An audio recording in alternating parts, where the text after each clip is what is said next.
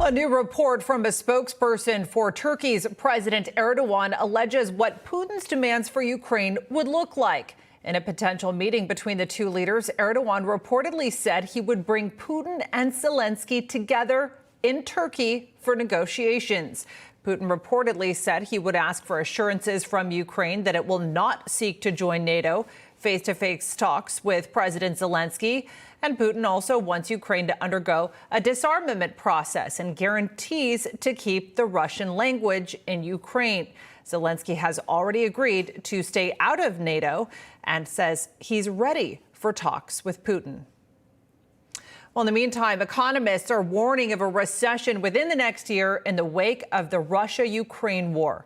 For more on this, I want to bring in Forbes Media Chairman and Editor-in-Chief Steve Forbes.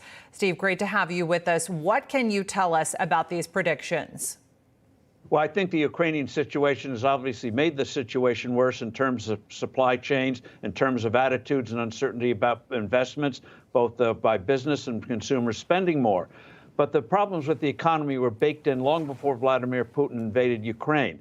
The Federal Reserve making disastrous mistakes on monetary policy. The Biden administration, unfortunately, introducing a lot of new controls, trying to destroy the energy industry, hitting the internet and things like that with potential price controls. So they've slowed the economy down. And they don't help by talking about perhaps having new taxes on energy, trying to raise taxes in that big, bad, better bill. And so that slowed the economy down. So they'll try to blame it on Vladimir Putin, just as they're trying to blame rising gasoline prices on Vladimir Putin. But guess what? Those prices and inflation were rising before Vladimir Putin invaded Ukraine. So what's the forecast or timeline for when America could see a recession? Well, the first quarter will be slow. Second quarter will be better. But it's really later this year and early next year. The Federal Reserve, in terms of raising interest rates, that'll put a dampener on. A lot of people have floating mortgage rates. Guess what's going to happen to those? So monthly payments are going to start to go up.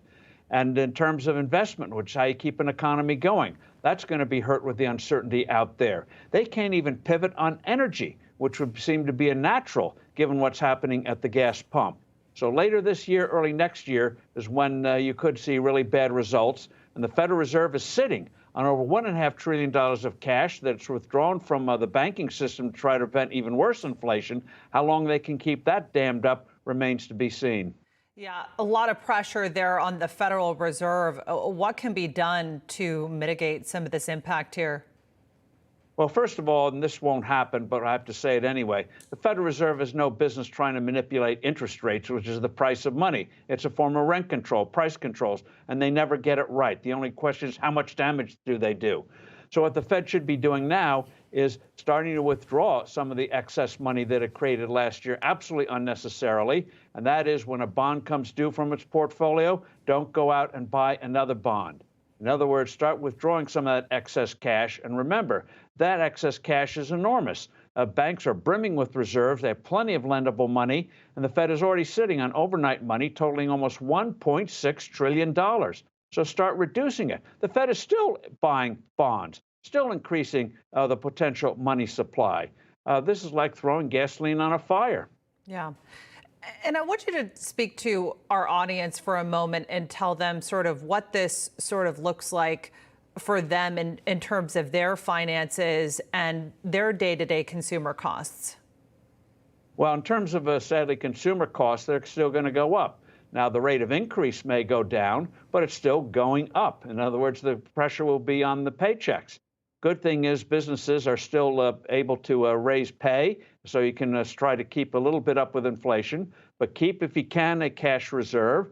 Be a little bit cautious and see if these people are going to get their policies changed, and then you can have a better outlook for the future. But in the meantime, they haven't given any evidence in Washington at all that they're getting their act together in terms of making real changes, whether it's with foreign policy, giving the Ukrainians more weapons they need, or here at home in terms of creating conditions for better growth, starting at the gas pump. Steve Forbes, great summary and analysis there. We really appreciate it. Thank you. Hey, I'm Rob Finnerty. Thanks for watching. If you enjoyed this video, please join the conversation in the comments below. Don't forget to subscribe, too. Hit the bell icon to be alerted to breaking news. And remember, there's a whole lot more on Newsmax TV, America's fastest growing cable news network. Newsmax TV, where real news for real people.